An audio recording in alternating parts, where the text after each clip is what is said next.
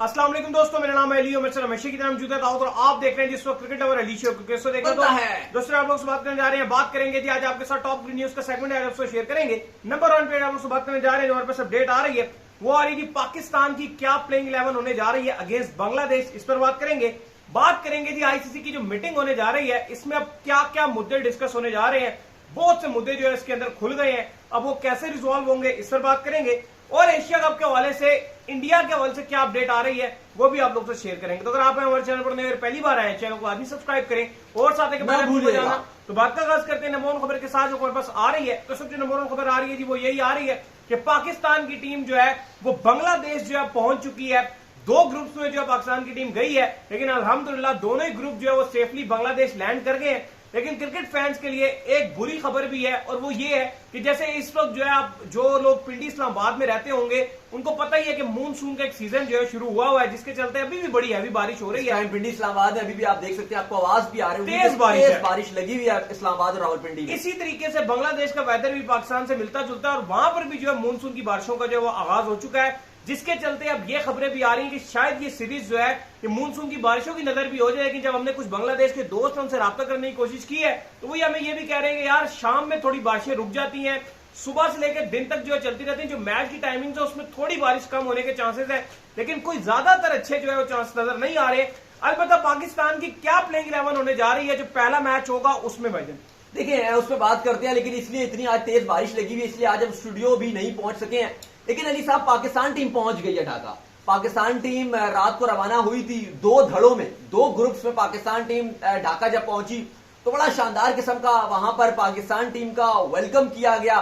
Pakistan team कल मुकम्मल तौर पर आराम करेगी, कोई पाकिस्तान टीम की प्रैक्टिस नहीं है और फिर परसों से पाकिस्तान टीम ढाका में अपनी प्रैक्टिस का आगाज करेगी और 20 तारीख से T20 सीरीज का बाकायदा तौर पर आगाज हो जाएगा। 20 को पहला मैच है, 22 को दूसरा और 24 तारीख को तीसरा मैच खेला जाएगा।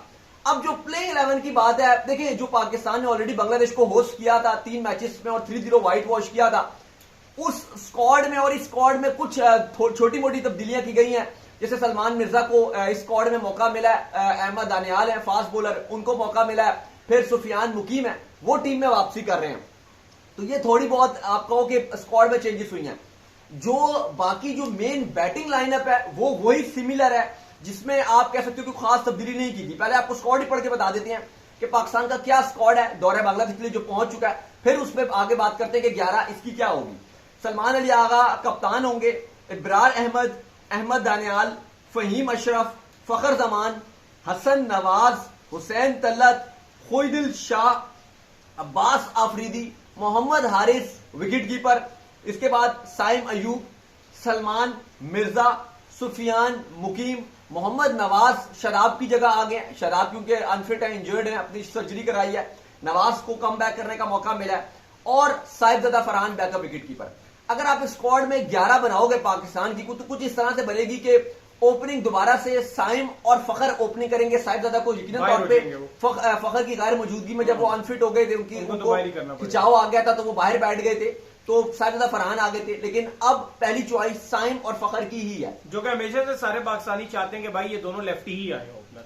नंबर 3 हालांकि साहिबजादा फरहान कुछ गलत नहीं करते हैं, वो भी बड़े अच्छे प्लेयर हैं, बट फिलहाल चांस नहीं बन रहा। ठीक है, उन्हें आगे चांस मिल भी जाएगा। नंबर 3 पे मोहम्मद हारिस, जिन्होंने पहले नॉन विकेट कीपर बल्लेबाज सॉरी नॉन ओपनर ओपनिंग बल्लेबाज बने थे, जिन्होंने सेंचुरी मारी थी T20 में पाकिस्तान की तरफ से, नंबर 3 पे आके तो वो ही विकेट कीपिंग के फरायद अंजाम देंगे और नंबर 3 पे आएंगे। अच्छा, इनकी जो स्लॉट थी ना बेसिकली साहिबजादा फरहान का यहां नंबर बन सकता था, लेकिन चूंकि जो पिछली आपकी सीरीजें गुजरी उसमें हारिस ने इतना जबरदस्त परफॉर्म किया है कि अपनी स्लॉट पक्की करने में कामयाब हो गए। नंबर 4 पे हसन नवाज जो आउटस्टैंडिंग खेल रहे हैं नंबर 4 पे, ओपनिंग बल्लेबाज थे, लेकिन जब से इनको PSL में भी 4 पे मौका मिला, पाकिस्तान टीम में भी 4 पे मौका मिला, कमाल कर रहे हैं भाई। हल्का सा ये मुझे अक्कू भाई की यादें ताजा करवा रहे हैं, जिस तरह फाइंड है ये। अगर आप पाकिस्तान के यंग टैलेंट की फाइंड की बात करो तो इस साल की सबसे बड़ी फाइंड हसन नवाज है।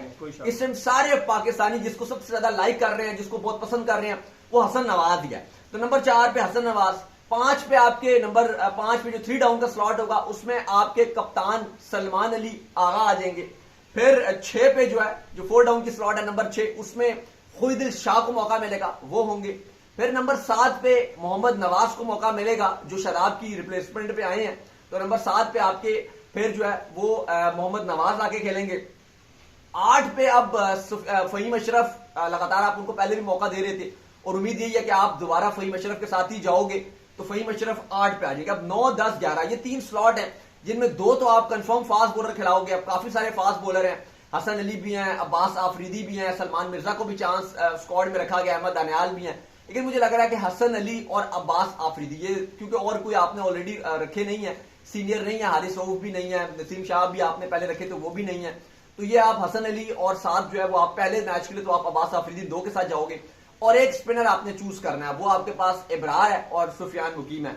आई थिंक पहले मैच के लिए शायद ये इब्रार के साथ चले जाए, तो ये पाकिस्तान अपनी 11 उतारेगा अगेंस्ट बांग्लादेश। खैर जिसके बाद जो हमारे पास अपडेट आ रही है जी वो आ रही है आईसीसी की मीटिंग के हवाले से। तो हमने आपको बताया था कि आईसीसी की जो मीटिंग है वो होने जा रही है, जिसमें बहुत से मुद्दे जो है डिस्कस होने जा रहे हैं, जिसमें ओलंपिक्स शामिल है, जिसमें टेस्ट की टू टेयर्स जो टीम्स हैं वो शामिल है और भी काफी ज्यादा मुद्दे हैं। T20 वर्ल्ड कप जो 2026 है वो शामिल है। बड़ी डीपली मीटिंग होने जा रही है भाई आईसीसी की। देखिए आपको कल भी जब आपके साथ जुड़े थे तो हम बता रहे थे कि आईसीसी मीटिंग है, एजीएम मीटिंग है, बहुत बड़ी मीटिंग है। जय शाह की सदारत में पहली बार ये मीटिंग हो रही है और अब जो आईसीसी के सीईओ हैं वो भी चेंज हो गए, वो भी भारती गुप्ता साहब हैं, वो इसमें रहेंगे। पहले जैफ अल आर्डिस थे, अब वो भी जा चुके हैं। मामला बहुत सारे हैं, बहुत बड़े बड़े फैसले होने हैं। सबसे पहले तो T20 वर्ल्ड कप 2026 का शेड्यूल्ड है, वो फाइनलाइज किया जाएगा, वो हतमी शक्ल दी जाएगी। पहला मुद्दा वो है।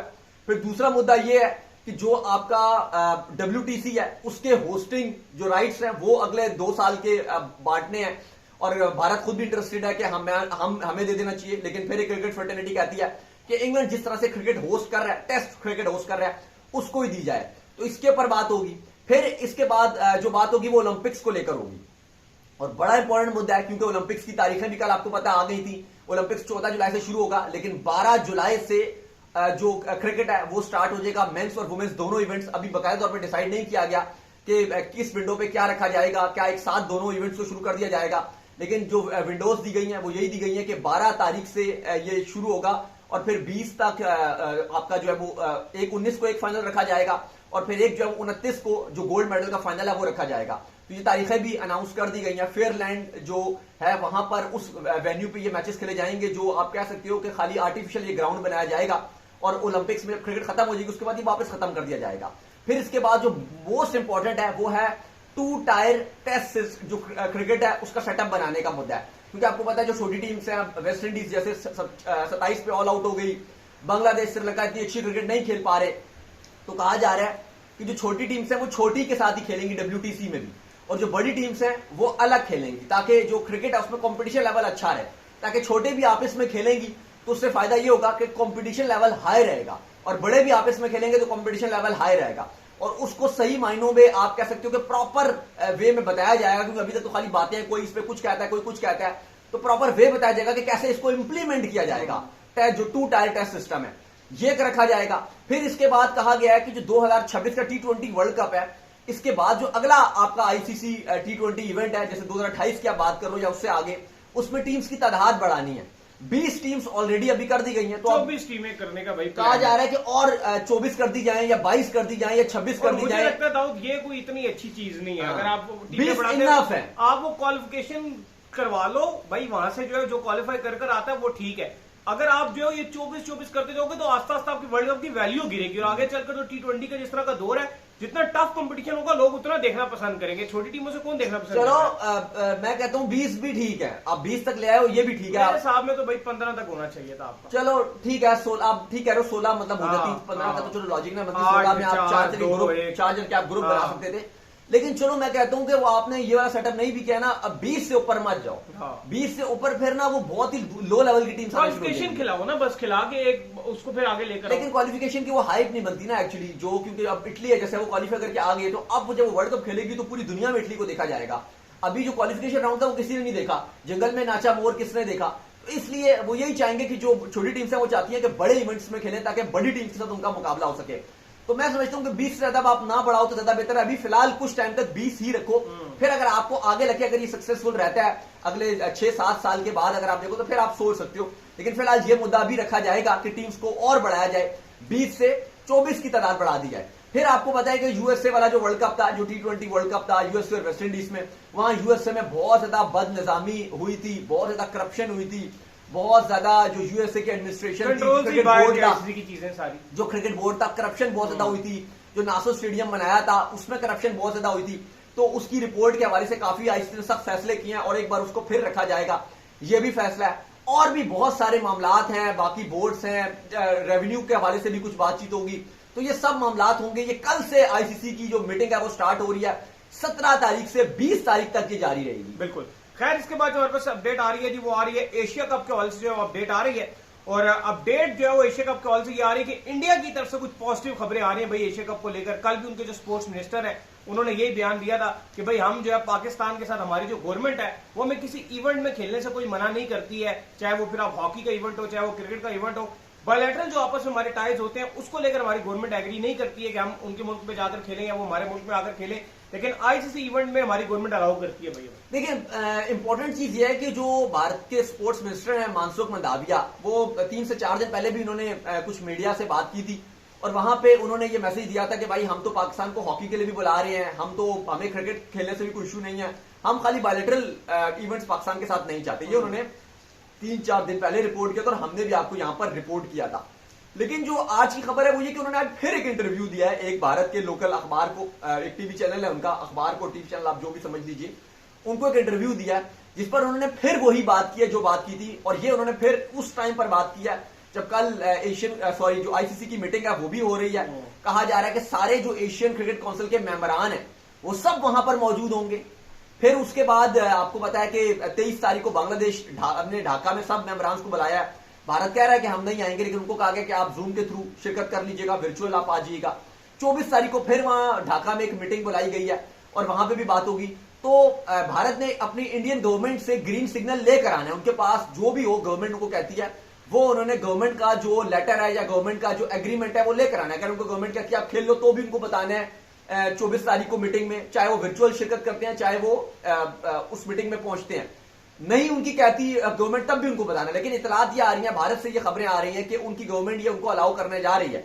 जिस तरह से ब्रॉडकास्टर्स ट्रेलर चला रहा है, आज दोबारा से मनसुख मंडाविया जो स्पोर्ट्स मिनिस्टर हैं उन्होंने फिर ये बात किया कि जो हॉकी की टीम है पाकिस्तान की, अंडर 19 जो जूनियर हॉकी टीम है और फिर जो मेंस हॉकी टीम है, उसका वीजा देना ना देना वो हम वीजा दे रहे हैं, लेकिन भेजना ना भेजना ये पाकिस्तान की हुकूमत के ऊपर है। हमने किसी को नहीं रोका हुआ, हमने पाकिस्तान समेत दुनिया में जितनी भी टीम्स पार्टिसिपेंट हैं हम सबको बुला रहे हैं, सबको हम सिक्योरिटी देंगे। अब ये पाकिस्तान की गवर्नमेंट का फैसला है कि वो हमारे यहाँ बेचते या नहीं बेचते। फिर उन्होंने कहा कि बाकी भी जो भी इवेंट है, क्रिकेट का हो या किसी और का हो, शूटिंग का हो, सब में हम पाकिस्तान से खेल सकते हैं और हमने कभी भी मना नहीं किया, ना हमारी हुकूमत के स्ट्रेंथ रहे। हाँ, हम बायलैटरल टाइज कभी भी नहीं चाहेंगे कि पाकिस्तान और इंडिया एक बायलैटरल सीरीज खेलें, ना हॉकी की सीरीज खेलें ना क्रिकेट की खेलें। तो जिसका ये मतलब है कि एशिया कप के हवाले से चीजें बड़ी पॉजिटिव चल रही हैं। और जिस तरह से आज उन्होंने फिर ये बात कही है, और ठीक एशिया कप से आप कह लो कि जो मीटिंग है उसका लगभग 1-1.5 हफ्ता टोटल रह गया और कल आईसीसी की मीटिंग भी होने जा रही है। तो आई थिंक ये चीजें बड़ी पॉजिटिव नजर आ रही हैं। और कल भी एशियन क्रिकेट काउंसिल के जो मेंबरान हैं वो कल भी बात करेंगे। वैसे तो मेन आईसीसी के बहुत बड़े बड़े मुद्दे हैं, लेकिन बहुत ज्यादा मेंबरान यहाँ पे मौजूद रहेंगे। कहा जा रहा है 200 से ज्यादा लोगों की ये मीटिंग है, क्योंकि बहुत पूरी दुनिया से यहां पर लोग आएंगे। लेकिन एसीसी के भी मेंबरान अपनी छोटी सी यहां पर मीटिंग या बातचीत करेंगे एशिया कप के हवाले से। तो खबरें फिलहाल पॉजिटिव आ रही हैं। बिल्कुल, तो चलें जी, उम्मीद करते हैं आज हमारे शो आपका वीडियो को लाइक कीजिए, हमारे चैनल को सब्सक्राइब कीजिए, साथ ही बेल आइकन को बजाइए। एक और काम कर लीजिए और वो ये कर लीजिए, इंस्टाग्राम के ऊपर आप जाइए, इनको फॉलो कीजिए। बिल्कुल जी, इंस्टाग्राम पे मुझे फॉलो कर लीजिए, वहां पे मैं मौजूद हूँ, दाऊद क्रिकेट के नाम से। अगर आपको कोई सवाल हो तो भेजिएगा और उनको भी फॉलो कीजिए। मुझे फॉलो कीजिए, मैं मौजूद क्रिकेट लवर ऑफिशियल के नाम से, लिंक डिस्क्रिप्शन में मौजूद है, जाइए फॉलो कीजिए। फिर आपसे मिलते हैं नेक्स्ट वीडियो, तब तक अल्लाह हाफिज़, ख्याल रखिएगा अपना।